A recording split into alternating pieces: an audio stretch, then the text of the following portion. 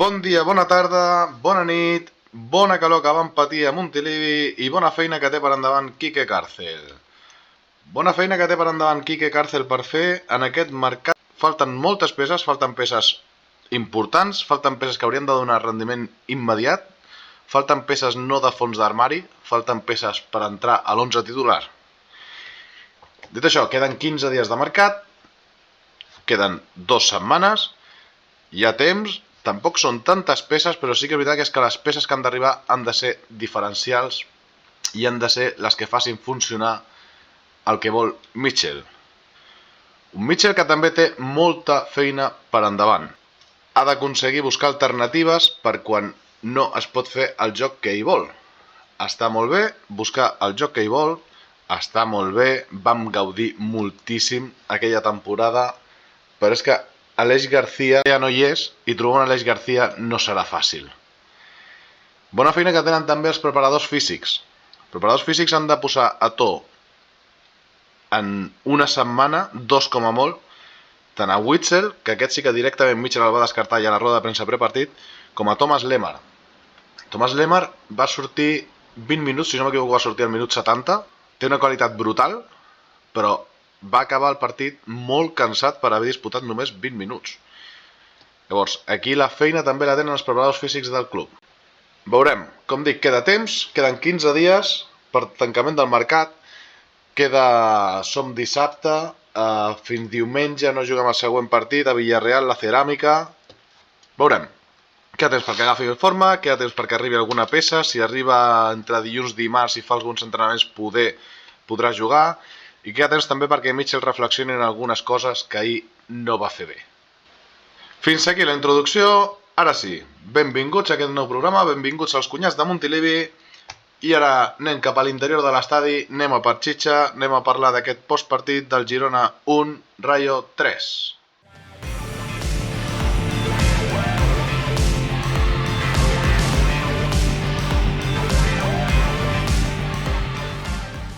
Doncs vinga, des de l'interior de Montilivi anem a atacar una miqueta el postpartit. Girona 1, Rayo 3, primera jornada de Lliga, primera derrota. Vull començar el primer agraint al club la bona reacció que van tenir davant de la negativa de la Lliga a aplaçar l'inici del partit, a començar el partit una miqueta més tard. Ho van provar 2 vegades, es van negar. I molt bé el club, el tema de les 4.000 gorres, molt bé el club, el tema de l'aigua gratuïta, aigua calenta, sí, al final la tenien unes caixes allà a l'entrada, almenys allà preferent. Però bueno, és d'agrair, van fer el que crec que van poder per fer-nos més suportable la calor que van passar, sobretot a la primera part. Va ser gairebé un infern. Infern com el que van viure a la gespa. Comencem mirant una miqueta les estadístiques, 2 minuts que ens maten, el de 18 al 20, els 2 gols, ara parlem una miqueta més dels errors. Mirant estadístiques només es pot veure que el Rayo va ser superior a 5 tirs a porta, només nosaltres 2, a possessió ens van guanyar. Crec que pocs equips ens guanyaran la possessió, però també és cert que les possessions han de ser per fer alguna cosa, no tocar per tocar. I veient les estadístiques, el Rayo va ser just vencedor del partit, segurament, però també hem de dir que per joc en si el partit era bastant igualat. Al final el Rayo ens va guanyar, però el Rayo ens va guanyar que l'únic que va fer va ser aprofitar 3 errades nostres. No va fer gaire res més. Llavors, a primera els errors es paguen, sempre s'ha dit, i és així, i ahir va ser una prova més. Parlant de noms propis, inevitable parlar de Gazzaniga. Gazzaniga jo al prepartit vaig dir que per mi era intocable, el meu 11 inicial el posava, i vaig dir, per mi Gazzaniga intocable a la porteria. Veurem. Tampoc considero... No és un porter molt regular, això ja ho sabíem tots, però també crec que amb les crítiques ens estem passant una miqueta. O sigui, jo ara mirant-ho més en fred, Gazzaniga, segurament si no fos per Gazzaniga, avui estaríem parlant de la primera jornada de segona divisió, perquè estaríem a segona. És irregular, sí, té dies que fot alguna cagada gran. Ahir va fer 2.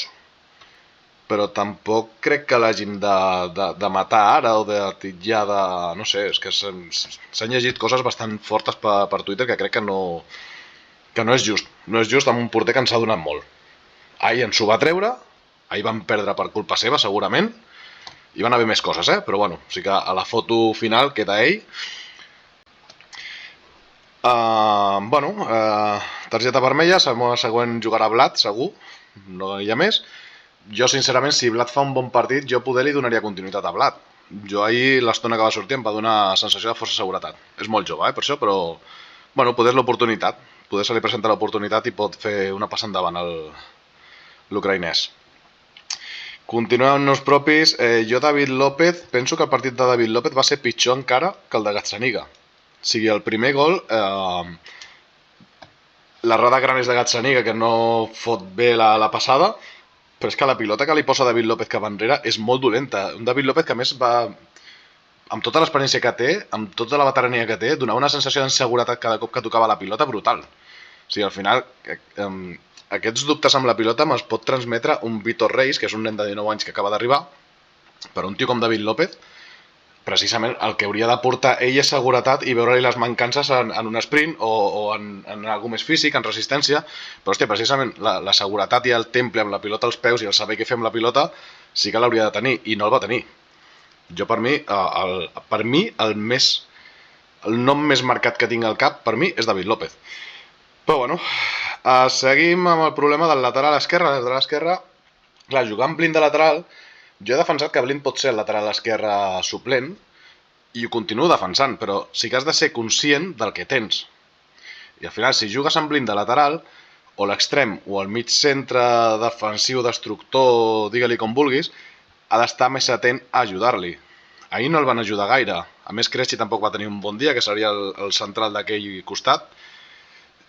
I bueno, se li va veure que Blind va ser, o sigui, jugar amb Blind amb el sistema d'ahir i sense les ajudes que corresponien va ser un suïcidi, que el Rayo ho va llegir molt bé i va apretar per allà i ens va trobar i bueno, a veure, jo crec que Blind ens pot aportar molt, però ens pot aportar molt o en una línia de 3 centrals o fent de suplent en casos puntuals en el lateral esquerre. Però bueno, veurem. Aquesta és una de les posicions que s'han de reforçar sí o sí. Continuem amb Sigankov.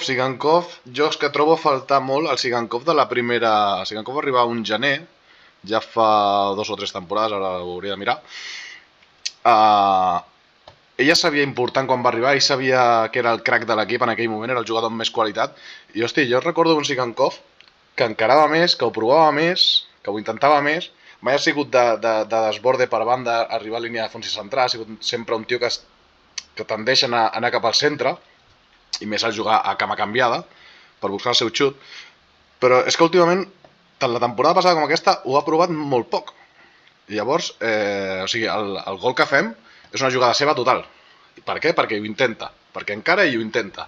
Llavors jo crec que té la qualitat per intentar-ho més.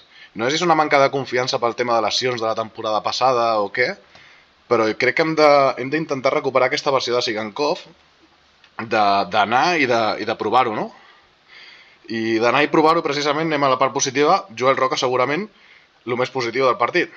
Al final, per això, per provar-ho. Al final, li va costar marxar-se del defensor, lògicament, però va tenir un parell d'arrencades molt interessants i és això, o sigui, era l'únic, a la primera part va ser l'únic jugador que intentava alguna cosa diferent. A més de les ganes, ho intentava, i li arribava la pilota i provava d'anar-se'n. I una vegada se'n anava i a l'altra no, però és que a la tercera que li arribava ho tornava a provar. O sigui, al final, un tio molt vertical, un tio que crec que ens pot donar molt i que per mi ara mateix és titular 100%. O sigui, sincerament em fa mal als ulls veure'l amb el 33 en fitxa del filial. Ho entenc, al final ho fan molts de clubs, però, o sigui, aquest senyor ara mateix, per mi, és dels 3 o 4 titulars intocables, en aquest precís moment, és ell. Un d'ells és ell, per mi. Després podem parlar de Porto i les seves ganes, de sempre, això és brutal, jugui com jugui, els minuts que sigui, se senti castigat o no, jo crec que ahir Mitja s'equivoca, al final la temporada passada la salva Estuani i Porto i arranques la primera jornada de la temporada següent i deixes a Porto a la banqueta i poses a Miovski. Bueno, després parlarem de Mitchell. I com a positiu, Thomas té una qualitat brutal, però és que el físic no li aguanta, ho he comentat abans. Se li ha de posar a tope a aquest tio, però ja. I, bueno, la gespa poc més a dir, ja està. Un accident, 1-3, hem perdut contra un bon Rayo, però que, sincerament, els hi vam deixar el partit nosaltres en ells. No s'ho van guanyar ells, el vam perdre nosaltres. I passo ara al que em va escalfar molt el cotxe tornant cap a casa. Quan tu dius una frase 4 o 5 vegades i l'acompanyes de no és excusa, però cada cop que la dius és que sí l'estàs utilitzant d'excusa. A mi, per molt que l'entrenador del Rayo també ho va dir, que la gespa no estava bé, però a mi Mitchell, o sigui,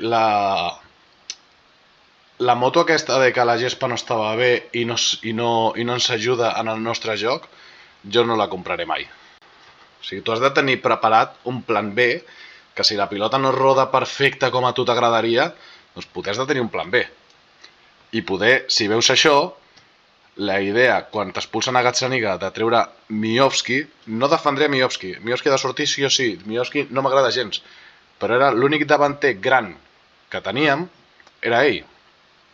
I si veus que la gespa no està bé per fer el teu joc de toque, i has de buscar un futbol més directe, a poder treure Miovski per posar a Porto, només per tema d'alçada, només per tema de cos, de tot el que més, Porto t'aportarà moltíssim més que Miovski. Però si has de buscar un futbol directe de penjar-les a un davanter que les intenti baixar, que baralli amb les defenses, no sé, crec que era una errada. Que havia de sortir Porto? Sí. Que havia de treure Miovski? Hòstia, doncs poder ahir no era el dia. També dic, i jo anant cap a l'estadi pensava que a Dauda el convocaria.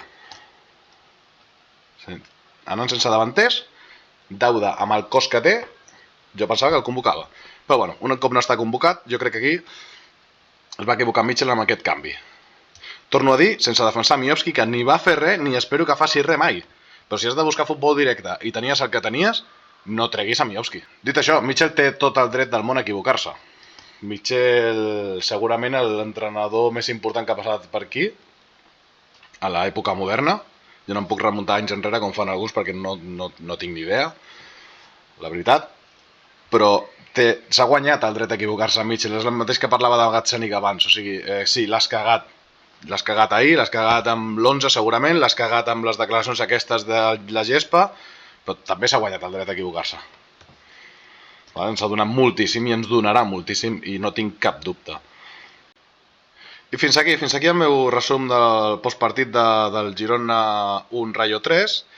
I com a petita reflexió, ahir per molts moments jo vaig veure el mateix equip de la temporada passada, no només en l'11 sinó en el joc. O sigui, al final, bastanta possessió, però molt de toque horitzontal, molt de toque molt lent tot, molt previsible tot. Per portar la pilota d'una banda a l'altra ens costa una eternitat. Pèrdues perilloses, errors tontos que ens condemnen. I bueno, al final ens falta que aquest mig centre que rebi i giri i miri cap a dalt. Que no rebi, miri cap enrere i passi a 3 metres a lo fàcil. Al final aquestes possessions llargues i estèrils a mi m'estan posant bastant nerviós. Ja la temporada passada em passava i aquesta, de moment, estic veient el mateix. Jo espero que això amb Tom canvi, amb Witsel canvi, donaran una sortida de pilota més àgil segurament. Tom va ser l'únic que va moure la pilota amb una certa rapidesa quan va sortir. I bueno, falta feina per fer, necessitem peces. Fins aquí el meu postpartit. Següent partit diumenge contra Villarreal a la Ceràmica. Ànims a tots, que això acaba de començar i aquest equip anirà més seguríssim.